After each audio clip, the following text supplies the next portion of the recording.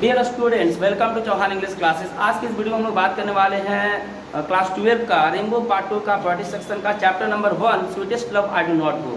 याद रखेंगे sweetest love I do not go जो कि लिखा हुआ है जॉन डॉन के द्वारा। बहुत ही इंपॉर्टेंट चैप्टर है, ध्यान से आप लोग सुनिएगा, वीडियो को पूरा देखिएगा, कॉपी कलम के साथ बैठ जाइए और एक एक इंपॉर्टेंट पॉइंट्स को आप लोग नोट करते जाएंगे। देखिए यहाँ पे जॉन डॉन का ये इमेज है, जॉन डॉन का image John Donne.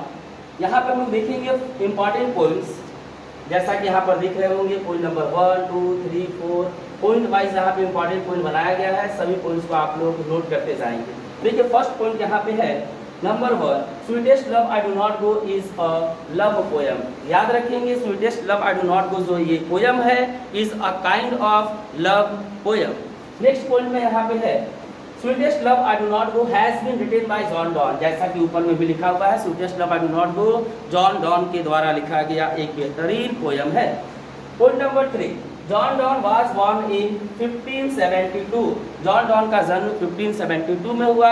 And point number 4, John Donne died in 1631। देखिए यहाँ पे एक मोस्ट इंपॉर्टेंट पॉइंट है यहाँ पे पॉइंट नंबर 5। पॉइंट नंबर 5 जो कि एक VBI पॉइंट है, जैसा कि यहाँ पे लिखा गया है John don is a metaphysical point. सबसे पहले हम देखेंगे मेटाफिजिकल का मतलब होता क्या है। मेटाफिजिकल का मतलब होता है आध्यात्मिक। मेटाफिजिकल पॉइंट याद रखेंगे जॉन डॉन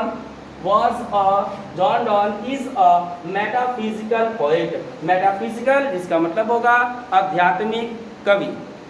नेक्स्ट है point number 6, John Donne religion was Catholic. John Donne का जो रिलीजन था वो कैथोलिक था। कैथोलिक याद रखेंगे, आपके एग्जाम में क्वेश्चन अगर पूछे जाएंगे जॉन डॉन का रिलीजन तो कैथोलिक, जॉन डॉन का रिलीजन कैथोलिक। नेक्स्ट पॉइंट है यहाँ पे पॉइंट नंबर 7। देखिए जैसे कि आपको पॉइंट नंबर 7 में लिखा गया है John Donne was forced to leave Oxford University without any degree because of his religion. यानी जॉन डॉन को फोर्स किया गया था ऑक्सफोर्ड यूनिवर्सिटी को छोड़ने के लिए उनके केवल और केवल रिलीजन कैथोलिक होने के कारण। जॉन डॉन का रिलीजन कैथोलिक होने के कारण उन्हें जबरदस्ती बिना किसी डिग्री का ऑक्सफोर्ड यूनिवर्सिटी से निकाल दिया गया था। कौन सा यूनिवर्सिटी? Oxford university. याद रखेंगे आप लोग, ऑक्सफोर्ड यूनिवर्सिटी से जॉन डॉन को उनके रिलीजन के कारण निकाल दिया गया था। नेक्स्ट यहाँ पे पॉइंट है, देखिए next point number 8। Point number 8 में हम लोग देखेंगे यहाँ पे जैसे कि यहाँ लिखा हुआ है John Donne secretly married his patron's niece. यानी जॉन डॉन जो है वो रहस्यमयी तरीके से, गुप्त तरीके से, चोरी चुपके वो अपने ही पैट्रॉन्स के नीस से वो शादी किए थे। पैट्रॉन्स यानी कि आश्रयदाता, जो कि शरण दिया था उसी की नीस से यानी भतीजे से वो सेक्रेटली यानी चोरी चुपके वो शादी किए। आपसे क्वेश्चन पूछेगा John Donne secretly married his, answer होगा पैट्रॉन्स नीस, नीस यानी भतीजी। पॉइंट नंबर 8 देखिए point number 9, John Donne studied. John Donne law की अध्ययन किए और थियोलॉजी का मतलब होता है धर्मशास्त्र। याद रखेंगे आप, धर्मशास्त्र, theology. John Donne studied law and theology. Next question है, नेक्स्ट पॉइंट है यहाँ पे in 1615 at the age of 42 years John Donne accepted the ordination of Anglican church. Anglican church के पादरी बनाए गए जॉन डॉन 42 वर्ष की आयु में 1615 में 1615 में। कौन सा चर्च आपसे एग्जाम में पूछा जाएगा, याद रखेंगे Anglican church. Point number 11, John Donne has retain his poem for his. यानी जॉन डॉन इस पोयम को अपने ही बिलव्ड के लिए, बिलव्ड का मतलब होगा प्रेमिका। जॉन डॉन ये जो पोयम लिखे हैं John don has retain this poem for his beloved और वाइफ। याद रखेंगे आपके ऑप्शन में एग्जाम में जो क्वेश्चन दिए जाएंगे याद रखेंगे बिलव्ड। अगर बिलव्ड ऑप्शन में ना हो तो आपको एक और शब्द याद रखना है वाइफ। किसी बिलव्ड के लिए, वाइफ के लिए ये पोयम लिखे हैं sweetest love I do not go. Point number 12 है John don is well known for his. Well known का मतलब होता है फेमस, प्रसिद्ध, जाने माने। यानी जॉन डॉन जो है कुछ चीज़ों के लिए बहुत ही ज़्यादा फेमस थे। देखिए कौन कौन सा पॉइंट है। फर्स्ट नंबर में है सॉन्ग्स एंड सोनेट्स। अब सबसे पहले ये आप समझ लीजिए कि सोनेट क्या होता है। देखिए sonnet is a poem of 14 lines. पहले एग्जाम में बहुत बार क्वेश्चन पूछ चुका है स्टूडेंट्स, याद रखेंगे आप। Sonnet is a poem of poem of 14 lines. याद रखेंगे सोनेट यानी वो कविता जो 14 लाइन्स का हो, और आपके इंटरमीडिएट क्लास 12 में एकमात्र पोयम है जो सोनेट है, that is called the soldier. The soldier chapter number हम लोग देखेंगे 6, जो कि एक सोनेट है। चैप्टर नंबर 6 द सोल्जर एक सोनेट है। जॉन डॉन जाने जाते हैं सॉन्ग्स एंड सोनेट्स के लिए। जॉन डॉन ने बहुत सारा सोनेट्स भी लिखे हैं, इसके लिए ये जाने जाते हैं। पॉइंट नंबर 2 है सटायर्स। याद रखिए सटायर्स का मतलब होता है प्रहसन। प्रहसन यानी कि हंसाने वाला कविता। यानी John don songs and sonnets के लिए वेल नोन फेमस थे, सटायर्स के लिए प्रहसन। एलिगेज इसका मतलब होता है शोक गीत, रुलाने वाला गीत। प्रहसन यानी कि हंसाने वाला। एंड नंबर 4 सरमॉन्स, जिसका मतलब होगा प्रवचन। तो जॉन डॉन जो थे ये 4 चीज़ों के लिए बहुत ज़्यादा जाने जाते थे। फर्स्ट में है सॉन्ग्स एंड सोनेट, सेकेंड में है सटायर्स, थर्ड में एलिगेज, एंड नंबर 4 सरमॉन्स। सरमॉन्स का मतलब होगा प्रवचन। देखिए यहाँ पे सोनेट का डेफिनेशन भी लिखा गया है। Sonnets a poem of 14 lines. याद रखेंगे 14 lines. The soldier war poem, ये एकमात्र पोयम है जो कि सोनेट है, जो कि इसे कहा जाएगा वार पोयम। द सोल्जर एक वार पोयम है, not sweetest love I do not गो एक लव पोयम है। चलिए देखते हैं आगे का पॉइंट। यहाँ पे हम देखेंगे summary. The soldier the sweetest love I do not गो का समरी देखेंगे। जैसे कि यहाँ पे लिखा हुआ है क्लास 12 का चैप्टर नंबर 1 पोएट्री सेक्शन का समरी है sweetest love I do not go. Sweetest love I do not go जो कि लिखा गया है जॉन डॉन के द्वारा। यहाँ पे लिखा गया है, देखिए समरी इसका हम देखेंगे। बहुत ही आसान तरीके से आसान शब्दों का प्रयोग करते हुए समरी बनाया गया है, ताकि कमजोर से कमजोर विद्यार्थी भी इसे आसानी से समझ जाए। तो समरी को ध्यान से सुनेंगे, समझेंगे और याद कर लीजिएगा। आपके एग्जाम में 100% समरी पूछा जाएगा। Sweetest love I do not go is one of the most important beautiful love poems. देखिए याद रखेंगे sweetest love I do not go जो है ये बहुत ही सुंदर लव पोएम्स में से, जो सबसे सुंदर लव पोएम्स है उनमें से एक है sweetest love I do not go. Sweetest love I do not गो सबसे सुंदर लव कविताओं में से एक है। Written by John don, John Donne के द्वारा लिखा गया है। Who was a great metaphysical poet of his time। और जॉन डॉन जो थे अपने समय के एक महान मेटाफिजिकल पोएट थे। मेटाफिजिकल यानी कि आध्यात्मिक कवि। Through this poem, the poet wants to express the immense love between himself and his beloved। यानी इस कविता के माध्यम से जॉन डॉन जो है अपने और अपने बिलव्ड यानी कि प्रेमिका, जी हाँ, अपने और अपनी प्रेमिका के बीच के इमेंस लव गहरे प्रेम को एक्सप्रेस यानी कि दर्शाते हैं। इस कविता के माध्यम से जॉन डॉन अपने और अपनी प्रेमिका के बीच के गहरे जो संबंध है, गहरा जो प्यार है, उस चीज़ को दर्शाने का काम करते हैं। बोथ ऑफ देम यानी वे लोग दोनों love each other very much and can never live apart. John Donne और इनकी बिलव्ड जो है ये लोग दोनों both of them love each other एक दूसरे से बेहद प्रेम करते हैं very much and can never live apart. देखिए लिव अपार्ट का मतलब होता है अलग रहना, नेवर लिव अपार्ट का मतलब कि अलग कभी नहीं रह सकते हैं। यानी वे लोग दोनों एक दूसरे से बेहद प्रेम करते हैं और ये लोग एक दूसरे के बिना नहीं रह सकते हैं। आगे देखते हैं हम लोग। आगे देखिए लिखा है once the poet says to his beloved. Once the poet यानी वंस का मतलब होगा एक बार। Once the poet says to his beloved that he wants to go on a journey। एक बार की बात है कि कवि जो है पोएट अपने बिलव्ड से कहते हैं कि वो किसी जर्नी यात्रा पे जाना चाहते हैं। he wants to go on a journey and assured का मतलब यहाँ पर होगा, देखिए assured का मतलब होता है भरोसा दिलाना, भरोसा दिलाना।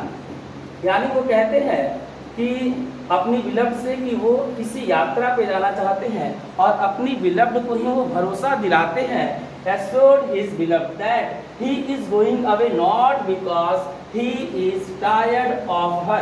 tired of का मतलब होता है थक जाना, थका हुआ या उबा हुआ।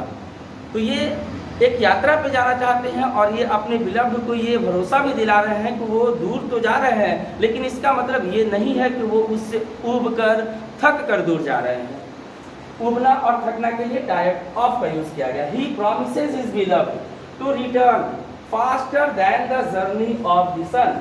और वे अपने बिलव्ड से प्रॉमिस भी करते हैं, वादा भी करते हैं कि वो यात्रा पे तो जा रहे हैं और यात्रा से तेजी से, बहुत ही तेजी से वो यात्रा करके वापस आएंगे, सूरज के यात्रा से भी तेजी से यात्रा करके वापस आएंगे। यानी कि promises his beloved to return faster than the journey of the sun. सूरज के यात्रा से भी तेज यात्रा करके वो वापस आ जाएंगे। तो यहाँ पे एक देखिए इंपॉर्टेंट ऑब्जेक्टिव क्वेश्चन बना, आपसे एग्जाम में क्वेश्चन पूछे जाएंगे कि जॉन डॉन जो है अपने जर्नी की कंपैरिजन किसकी जर्नी से करते हैं। John Donne compares his journey to the journey of the, answer होगा जर्नी ऑफ द सन।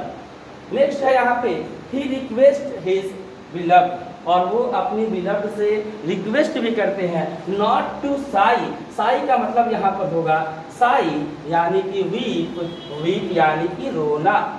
और वो अपने बिलव्ड से रिक्वेस्ट भी करते हैं कि वो रोए नहीं, not to sigh over his journey, उनके यात्रा पर जाने से वो न रोए इसकी वो आग्रह करते हैं। अदरवाइज, अदरवाइज का मतलब होगा अन्यथा। वो रिक्वेस्ट करते हैं अपनी बिलव्ड से कि उनके यात्रा पर जाने से वो न रोए, अन्यथा he will not be happy, otherwise वो खुश नहीं रहेंगे। इसके बाद देखिए नेक्स्ट लाइन है, thus the poet finally means to say that, thus the poet finally means to say that those who are made for each other। यानी इस प्रकार जो पोएट है जॉन डॉन वो फाइनली अंततः ये कहना चाहते हैं कि वैसे लोग, जो लोग those who are made for each other, जो लोग एक दूसरे के लिए बने होते हैं। याद रखेंगे made for each other का मतलब होता है एक दूसरे के लिए बना हुआ। तो ये जॉन डॉन जो है अंततः ये एक मैसेज भी देना चाहते हैं लोगों को। इस प्रकार जॉन डॉन का अंततः कहने का मतलब ये है कि जो लोग एक दूसरे के लिए बने होते हैं कैन नेवर बी सेपरेटेड, वो कभी भी अलग नहीं हो सकते हैं। इवन आफ्टर डेथ, मरने के बाद भी अलग नहीं हो सकते हैं। देयरफॉर, इसलिए they are not parted to each other, इसलिए वे लोग एक दूसरे से अलग बिल्कुल नहीं है। देखिए यहाँ पे हम लोग और भी कुछ इंपॉर्टेंट चीजें देखेंगे, जैसे कि इस पोयम का कुछ इंपॉर्टेंट लाइंस है। जैसा कि आपके एग्जाम में जो सिलेबस का पैटर्न जो चेंज हुआ है उसके अकॉर्डिंग, नए सिलेबस के पैटर्न के अकॉर्डिंग आपके एग्जाम में किसी भी चैप्टर से कहीं से भी कोई भी इंपॉर्टेंट लाइन उठा करके और आपसे पूछा जा सकता है कि ये लाइन कौन सा पोयम से लिया गया है, कौन सा राइटर ने कहा गया है। यहाँ तक कि आपके एग्जाम में VBI लाइन एक्सप्लेन करने के लिए भी दे दी जाते हैं, तो लाइन को याद रखेंगे ताकि आप लाइन को एक्सप्लेन अच्छे से कर सकें। जैसे कि इस पोयम का देखिए लाइन है, VBI लाइन्स यहाँ पे लिखा गया है, कुछ इंपॉर्टेंट लाइन्स है। जैसे फर्स्ट लाइन है इस पोयम का इंपॉर्टेंट में से first important line, not in the hope the world can show a fitter love for me. यानी कि जब जॉन डॉन यात्रा पे जाते हैं तो वो अपनी वाइफ को ये एश्योर यानी भरोसा भी दिलाते हैं कि मुझे कोई आशा भी नहीं है कि मुझे दुनिया में तुम जैसा प्यार मिल पाएगा। फिटर लव, तुम जैसा प्यार। नेक्स्ट यहाँ पे है, याद रखेंगे आप इस लाइन को फिटर लव से। अगर आपसे पूछा जाए कि फिटर लव वाला लाइन कौन सा पोयम, आंसर होगा sweetest love I do not गो, जिसका राइटर कौन, जॉन डॉन। देखिए नेक्स्ट यहाँ पे लाइन है पॉइंट नंबर 2 में, यस्टर नाइट। पॉइंट नंबर 2 में यस्टर नाइट, हालांकि हम लोग तो यूज करते हैं यस्टरडे, याद रखेंगे। जैसा कि यहाँ पर आप देख रहे हैं sweetest love I do not गो, यहाँ पर देखिए गो का यहाँ पर जो स्पेलिंग लिखा हुआ है GOE, ये जो है ओल्ड इंग्लिश का वर्ड है, ओल्ड इंग्लिश। जैसा कि आपको बताया गया जॉन डॉन जो है 1572 में इनका जन्म हुआ, बहुत ही पुराने कवि हैं, तो पुराने शब्दों का इस्तेमाल किए हैं। आज के डेट में हम लोग वो ऐसे नहीं लिखते हैं, हम लोग लिखते हैं GO गो। तो यहाँ पर जो लिखा गया है यस्टर नाइट, पहले यस्टर नाइट, अब हम लोग यूज करते हैं लास्ट नाइट। तो पॉइंट नंबर यहाँ पे 2 में है यस्टर नाइट, पोयम का ही लाइन है yester night the sun went hence, sun की जगह यहाँ पे लिखा गया है पोयम में सनी। देखिए यस्टर night the Sunny went hence and yet is here today, यानी कि ये एग्जांपल दे रहे हैं अपनी वाइफ को कि पिछली रात को भी सूरज कहीं चला गया था और फिर सुबह होती ही वो वापस आ गया, और इसी तरह मैं भी बस जाऊंगा और तुरंत भर में मैं वापस आ जाऊंगा, यानी कि मेरा जाना जो होगा वो एक तरह का टेम्पोररी सेपरेशन होगा, न कि परमानेंटली। देखिए यहाँ पे याद रखेंगे यस्टर नाइट वाला लाइन, अभी आप लोग का मतलब एक लाइन फीटर लव वाला, फीटर लव वाला लाइन। अगर आपसे पूछा जाए फीटर लव वाला लाइन कौन सा chapter, sweetest love I do not know. उसके बाद यस्टर नाइट वाला लाइन, याद रखेंगे यस्टर नाइट वाला लाइन कौन सा, sweetest love I do not know. उसके बाद देखिए यहाँ पे है पॉइंट नंबर 3 में line number 3, O how feeble is man's power, यानी कि फीबल का मतलब होगा कमजोर, फीबल यानी कमजोर होता है, वीक होता है, फीबल का मतलब वीक, कमजोर।